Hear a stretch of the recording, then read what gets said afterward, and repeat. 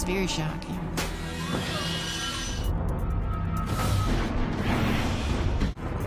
It occurred to me that people think I'm abusing my child. I looked at him. One by one, they came into the room and said, "I'm sorry, I have no idea what is happening to your child." Next, two medical mysteries that defy the experts. When Helen and Alan Smith bring their newborn daughter home, they have no clue that within just weeks, they'll be in a desperate fight to save her life. It was a scene out of a horror story. Her whole face was covered in blood. I was terrified. Since the day he was born, Landon Withrow has never looked his parents straight in the eye. Little do they realize his bizarre upward gaze is just the first in a series of harrowing symptoms that may cost him his life. Every day I would think, okay, this is as bad as it gets. The next day would top it. I felt like something was killing my child.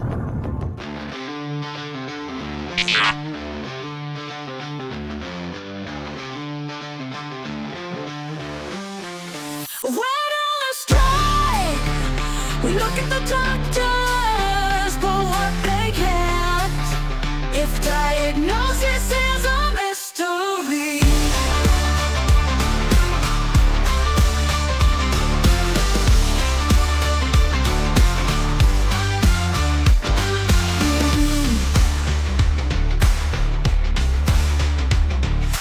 The young couple gets some surprising news. They're going to be parents sooner than expected. When I found out Deanna was pregnant with Landon, we were just overwhelmed with joy. There were a lot of things that I wanted to be in my life, but being a mommy was something that I had to do. The next 9 months fly by, and on November 3rd, 2006, Deanna and Jonathan welcomed their son, Landon, into the world. When they finally put Landon in my arms, it was so surreal. It was incredible. I can't explain it. Only somebody that's had a child knows that moment. But within minutes of giving birth, Deanna notices something strange about her son. I looked at him, but he didn't look like he was looking at me. He looked like he was looking up. The doctor really didn't seem alarmed at all by it. It was just something he was going to outgrow. They would say that it takes time for some children to gain control over their eyes. Feeling reassured, the Withrows take their son home, and for the next several weeks, all goes according to plan. But just a few days before Landon turns a month old, everything changes. He woke up and he was vomiting and throwing up everywhere. I'd never seen a baby throw up this much. I was holding him, and he would arch his back and clench his fists and curl his toes under. This episode went on most of the night. Hours of him coming in and out of screams and clenching and stiffening, and me trying to come up with ways to console him. And it felt like it lasted forever. It was very hard. To see my son like that, I looked at him and thought, something's just not right. Sorry. We took Landon to his pediatrician the very next morning, and I told the doctor about Landon throwing up. And the doctor looked him over, did the exam. The doctor said that it was reflux and that it was very normal and not to be concerned about it, that he would outgrow it. The diagnosis comes as a relief to the worried parents. But the very next day, Landon has another fit, and then another, and another. After this, it didn't stop. There were more episodes, and they were more frequent. And it got to the point where they were happening at least once or a couple of times a day. And that's just the really bad, the stiffening and the arching and the throwing up and the eyes way up. Every day I would think, okay, this is as bad as it gets. The next day would top it. He screamed like he was on fire. I am a nurse myself, and this was something I'd never seen before. I had no idea what was happening with Landon. I was actually very scared. I did. anything and everything that I could think of. I gave him gas drops. I tried to feed him. I rocked him in every position that I could think of. Nothing was working, nothing. Not being able to comfort him was pretty hard. You really want to be there for your son. I got to a point where when he was going through this, I'd just tell him that I was just gonna go through it with him. Because if I couldn't stop it, I would just tell him, I'm here with you and we'll just get through it together. After 3 weeks of watching Landon suffer, the Withrows are at their wits' end and decide to get a second opinion. I explained to the doctor what had happened, and I mentioned to the doctor that his eyes during this episode, that they went way up. I said, is this normal? Is a child supposed to look up like this? But nothing could have prepared Deanna for the doctor's response. The doctor mentioned autism. My mind just raced with all the possibilities. Autism is a complex developmental disorder in which individuals experience problems processing sensory input and communicating with others. Most telling to the pediatrician, however, is the fact that autistic children often avoid eye contact. That was the first time I really felt like, okay, this could be really bad. This could affect everything. This could affect him for the rest of his life. Although autism ranges in severity and can be treated with behavioral therapy, there is no cure. Deanna called me one day and she was crying and she said, Mom, she said, I'm afraid that Landon has autism. This is not fair. This just isn't right. I said, Deanna, there's no way to determine at this age whether he has anything like that. And I'm pretty sure that that's not what's wrong with Landon. If it wasn't autism, then I just wanted to know what it was. I felt like something was killing my child. Helen had her hands full caring for the children, while Alan spent his days focused on his graduate school studies. Helen was often left at home taking care of the kids all by herself. Then we got a huge surprise. I was shocked to discover that I was pregnant with my third child. I was concerned because I was already extremely busy with the two of them. Once the shock wore off, we began preparation and planning for a baby girl. On October 5th in 1998, I went into labor. We arrived at the hospital at around 11 o'clock, and by 11:21, Julia was born. Her delivery was much quicker than any of my previous deliveries. My doctor immediately handed her to me. She had all 10 fingers, all 10 toes. She looked perfect. But as I was looking at Julia, I noticed that she had some little purple polka dots on her face, her neck, and her torso. It looked like she had blueberries sprinkled all over her. And then when I turned Julia over, I immediately noticed that she had bruises from the base of her neck all the way down to the tip of her bottom. We were very concerned at this point. We could not believe what we were seeing. Alarmed, Helen and Alan asked the doctor why Julia has the strange marks. He explained at that time that it's not unusual for there to be some birth trauma to the newborn through the birth canal. He said she shot out like a rocket, and so she must have bumped her back along the way. The doctors weren't concerned about the bruising, and we were discharged and sent home. For the next couple of weeks, she was doing well. All the bruising along her back seemed to be healing correctly. But it's not long before Helen notices a frightening new development. When Julia was 3 weeks old, I was going to change her diapers, and as I was doing so, I noticed that she had what looked like fingerprint bruises along her torso and her rib cage area. And that was quite frightening. I'd never seen anything like that on any babies before.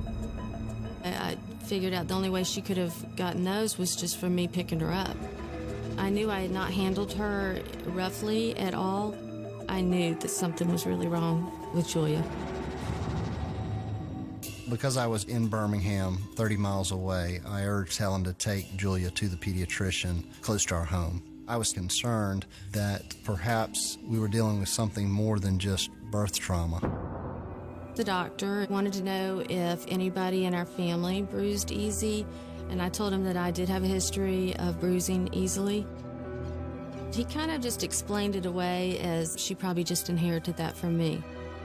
And, just be a little more careful. He didn't seem to be concerned because everything else about her seemed to be normal. And I believed him. He was the doctor.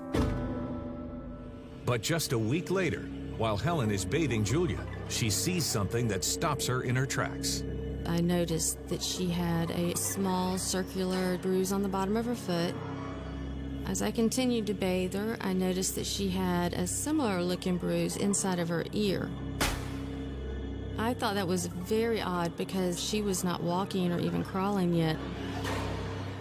Determined to find out what's wrong with her newborn, Helen contacts a new pediatrician. He examined Julia and ordered a blood test. He was checking for her platelet count to check for some of the more easily recognized blood issues that children are born with. The doctor suspects Julia might have idiopathic thrombocytopenic purpura, a disorder in which the body doesn't produce enough platelets, a type of blood cell essential to the clotting process. Waiting was hard. I just wanted some answers. But the results came back, and he told me she checked out fine. Julia's platelet count was normal. He seemed to feel that Helen might be overreacting. He told me I had a case of new mom nerves, but Julia wasn't my first baby. I had 2 other children who never had any of these problems. I was a little bit frustrated by being dismissed so easily by her pediatrician. At that point, didn't know what else I could do other than really try to protect Julia a little bit more. So every place that she was in the home, her crib, her baby carrier, her car seat, I just made sure that there was extra padding.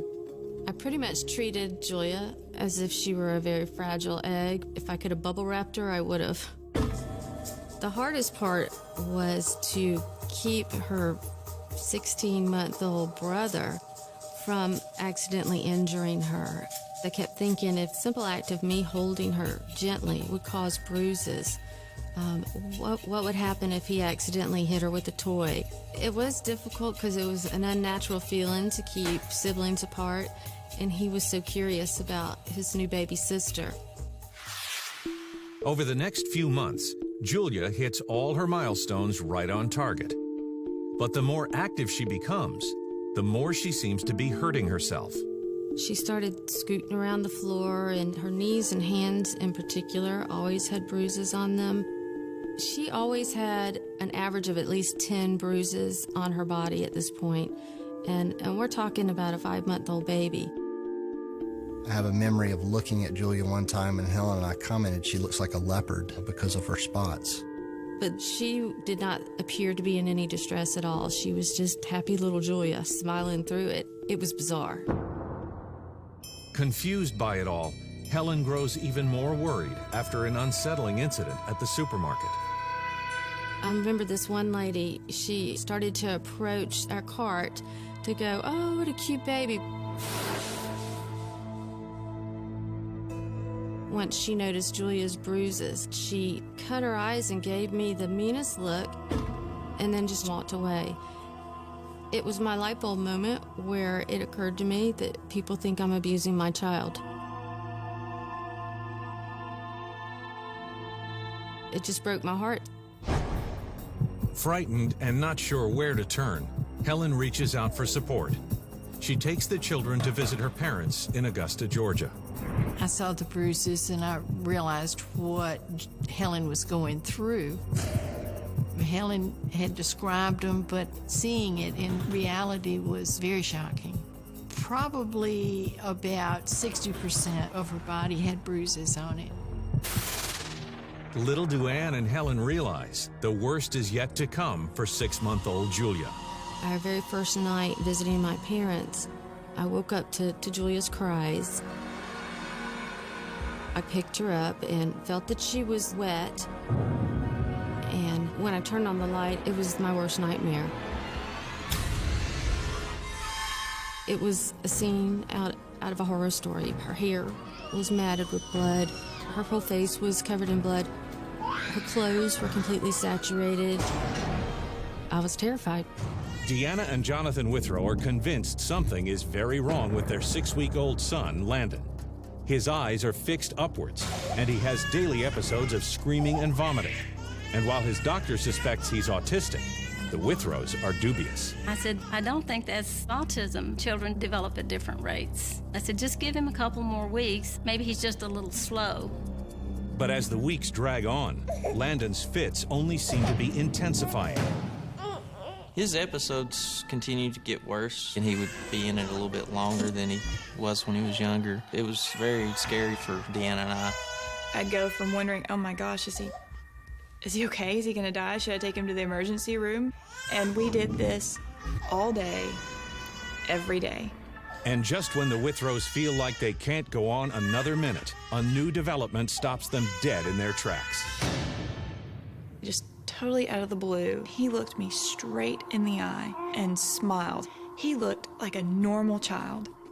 I almost couldn't even believe that it was happening, but it only lasted for about 30, maybe 60 seconds.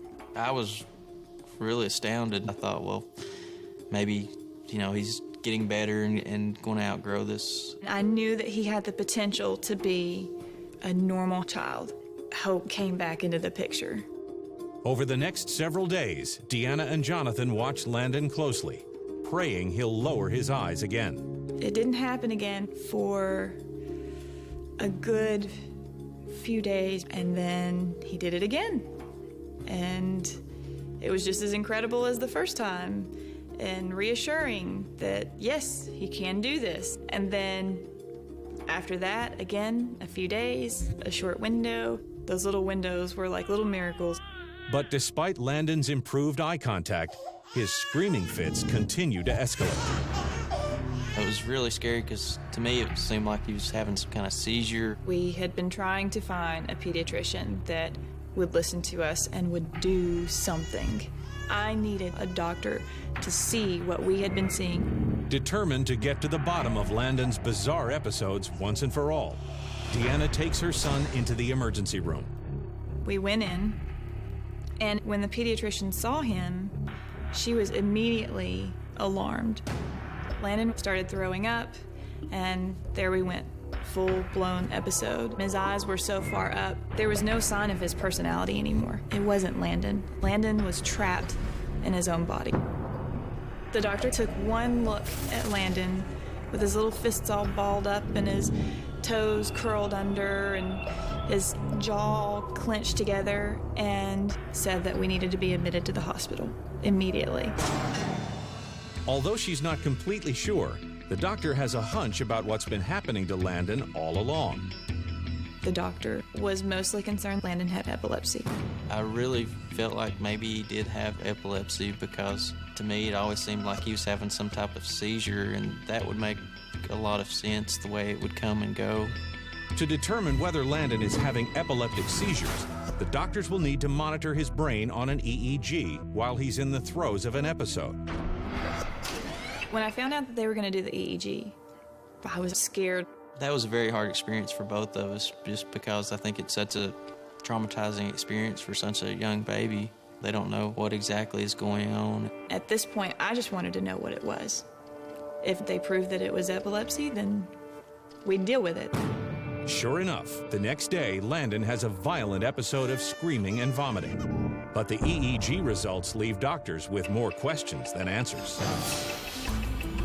The EEG didn't really conclude anything, so we were kind of back at square one, and not knowing what's going on again is more frustrating than knowing. Okay, it's not epilepsy. What is it? And that was when the parade of doctors began. One by one, they came into the room and said, "I'm sorry, I have no idea what is happening to your child. I've never seen this before."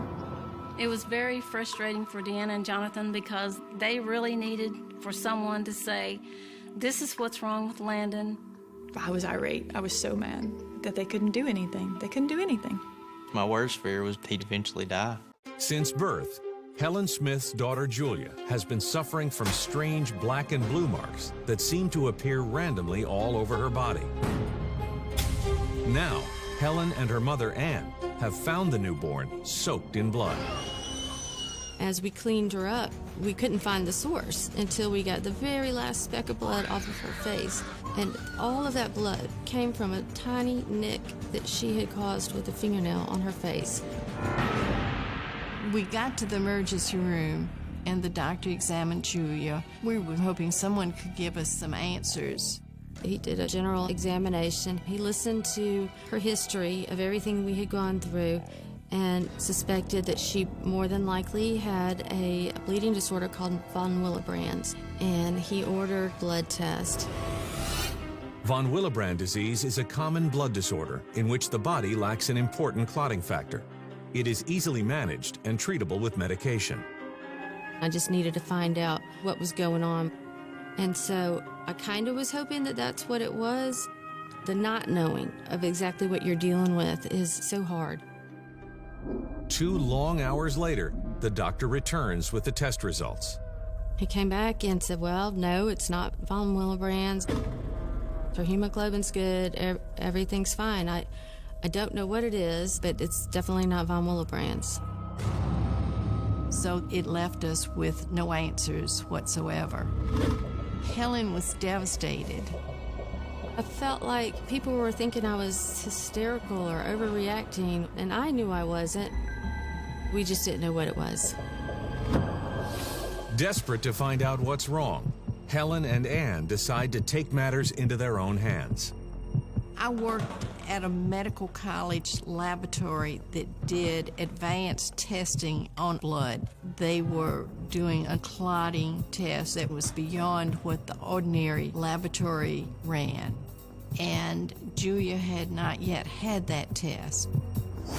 The very next day, they bring Julia to the medical lab so Ann's coworkers can administer the test. The results showed that Julia's platelets did not work correctly. That test wasn't specific about what exactly was wrong with Julia, but at least we knew we were on the right track. We were in a desperate search for a pediatric hematologist who knew something about what was going on with Julia.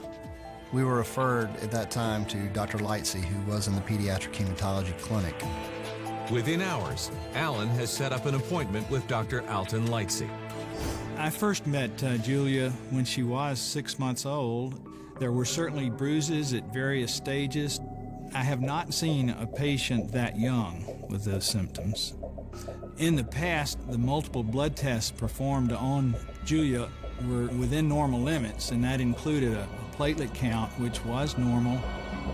Eventually, the test to look at how platelets work, that was clearly abnormal. And so we finally had something to point at as the cause for the problem. With this information, we had a hunch what we were dealing with. And I wanted to do one last blood test to try to confirm that diagnosis. Waiting for the results felt like forever. I was looking forward to having some kind of relief. And it did take about 10 days before we got our answers. When we received the results from the special test, it documented that Julia had Glanzmann's thrombasthenia. Glanzmann's thrombasthenia is a rare genetic blood disorder. In healthy individuals, proteins on the surface of platelets allow them to link together and coagulate. But in patients like Julia, these proteins are missing or malfunction. As a result, platelets slide off one another and aren't able to form a solid clot. If a person cuts themselves and starts bleeding, the platelet has to go to the injured tissue and it sticks to the tissue. And this is where the problem is for Glanzmann's thrombasthenia. Platelets can adhere, you cannot form a solid clot.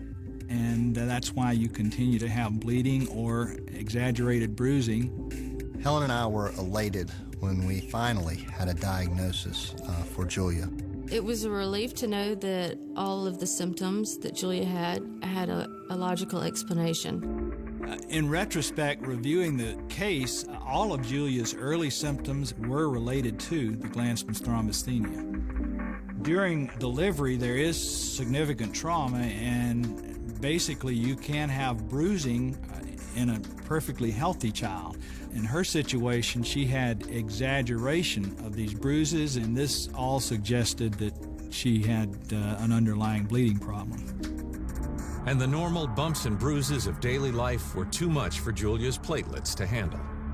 We just take for granted how our body is able to respond to any kind of minor injury.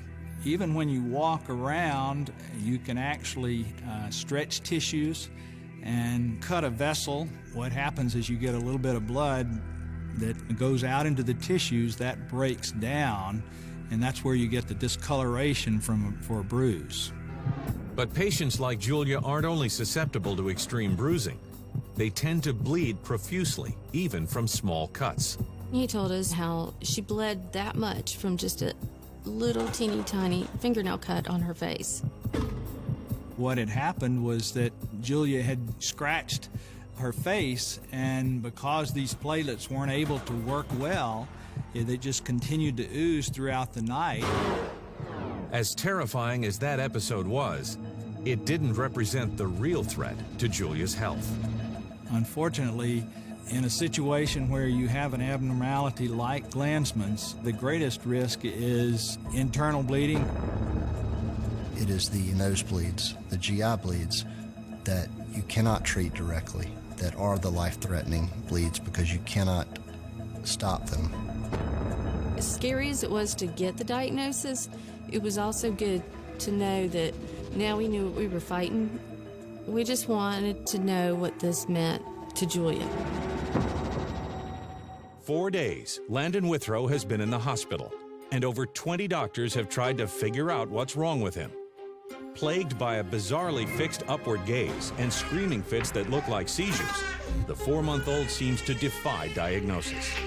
They didn't really know what was going on with him. I remember shaking my fist at the doctor saying, "Do something. Can't you do anything?" Then, when she least expects it, the lead doctor takes Deanna aside and drops a bombshell.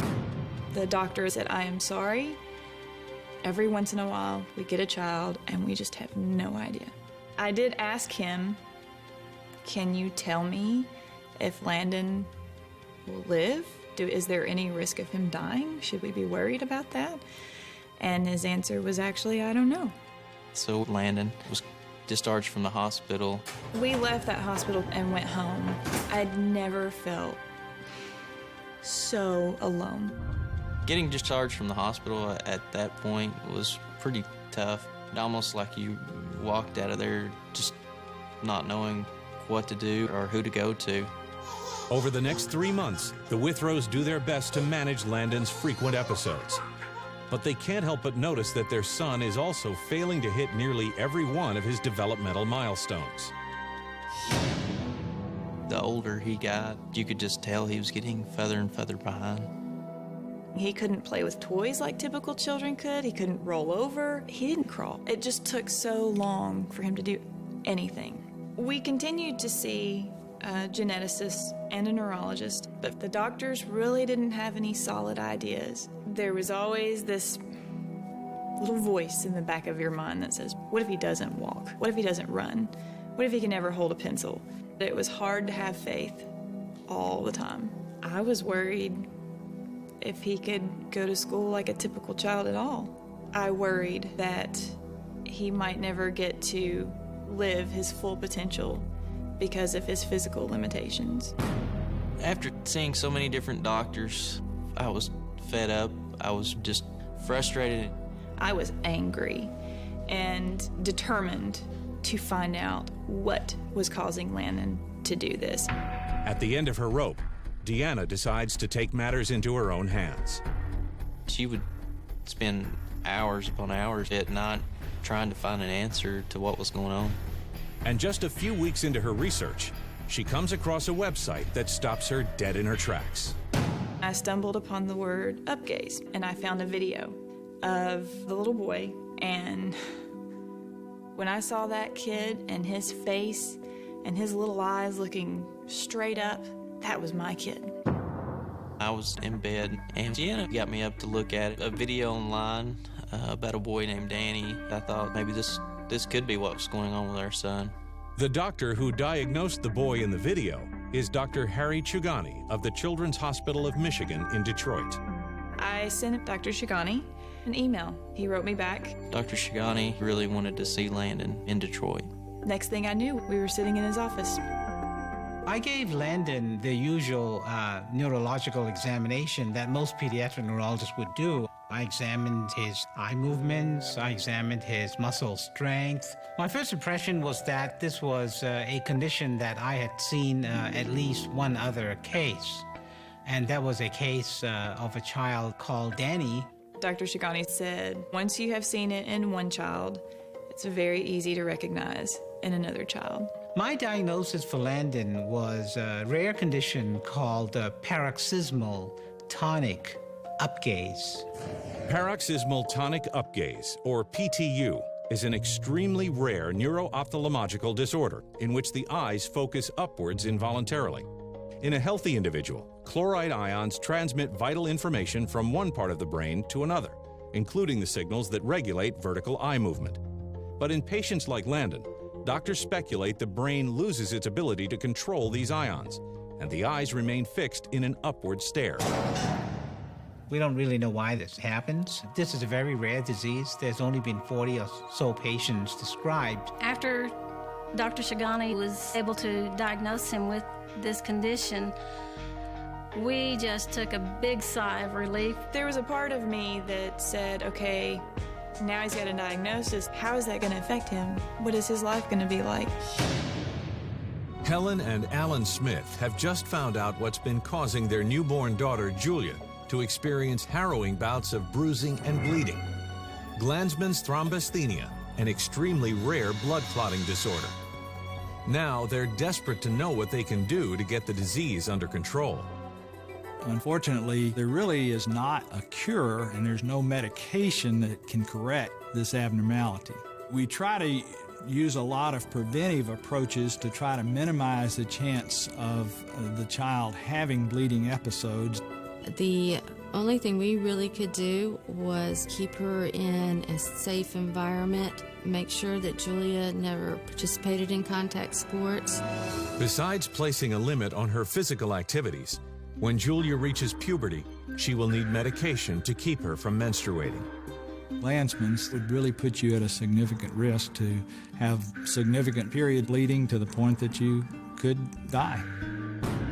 Just even beginning a cycle could set off a bleed that would be hard to ever get under control again. There are hormonal medications that can be utilized to control the bleeding. It'll be like the equivalent of taking anywhere from 4 to 8 birth control pills a day, every day, for the rest of her life. While they will be able to keep the risks associated with menstruation in check, the Smiths must now face a devastating truth. Certainly in a pregnancy, the bleeding that occurs postpartum can be very life-threatening, and so it is recommended that Julia not have children. At this point, I was scared out of my mind. But Dr. Lightsey was extremely optimistic and reassuring that she could live a long and healthy life. But it would require work and attention on our part. As they prepare to face the challenges ahead, Helen and Alan can't help but wonder why so many medical experts fail to identify the dangerous disease. Well, there are less than 1,000 cases in the world. It's a very uncommon condition, and a lot of doctors have never seen this diagnosis. Deanna and Jonathan Withrow have just learned that their 18-month-old son is suffering from paroxysmal tonic upgaze, a rare disorder that causes his eyes to stare up at the ceiling most of the time. I was so excited to finally know what Landon had after all of this time. It really made sense. It just fit. Dr. Chugani now believes that what looked like seizures to some of his doctors were actually byproducts of Landon's PTU. Landon would tense up. His body would be rigid, and he would have fisting of his hands and curling of his toes. They could be due to frustration as he's trying to break that upward gaze. I don't think this is a specific symptom of PTU. But given that scientists understand so little about the disorder, Dr. Chugani can only speculate about Landon's other symptoms. Landon would have episodes of vomiting. I suspect that this might be related to the fact that his eyes were forced upwards, he was struggling with it, and this whole thing might have made him kind of dizzy, and that could explain perhaps the vomiting. And while he can't say for sure, Dr. Chugani believes Landon's developmental delays may also be linked to the disorder. In PTU, there's usually a loss of control of the motor movement and speech centers. We don't really know the underlying mechanism. While the Withrows are completely overwhelmed by the fact that so little is understood about the condition, they can't help but wonder why it took so long for doctors to arrive at a correct diagnosis. I don't believe that PTU was really overlooked. I think physicians noted the unusual eye movement. I just don't think they were familiar with the rare condition. Unfortunately, there is currently no cure or treatment for PTU. There's not really a medication Landon can take that's going to cure the disease. But Dr. Chugani is hopeful that Landon's eyes will eventually correct themselves. The symptoms with PTU do tend to improve with age. At least the eye movement abnormalities tend to improve. Most of the cases that have been described show that there is improvement of their symptoms by the time they're 4 or 5 years of age. Today, Landon's almost 3, and his eyes are already improving. He's able to control his gaze for even longer periods of time, and consequently has made a number of developmental strides. Every day, Landon does something new, and we can see him coming out of it, and we can see it going away. And it's awesome. It's phenomenal. We are all really thrilled with where he is right now. Unfortunately, Landon's PTU continues to give rise to both physical and mental delays. Landon doesn't speak yet. He makes babbling sounds, but there really isn't speech. So he's quite delayed at age 3. He's been army crawling for probably 6 or 8 months at least now, if not longer. As far as walking, he's still not able to do that. To help him get around better, Landon has recently learned how to use a wheelchair. He did really well with it. It's his little go-kart, and it's nice because mentally, emotionally, Landon is a very typical toddler, and toddlers like to move. I hope that one day Landon has no physical limitation. I know that he is a very smart little kid, and I just want him to be able to reach his full potential. I feel like he'll be able to one day go to school, be able to hang out with his friends, play some sports. But overall, my main goal is just to see him be just like any other normal child.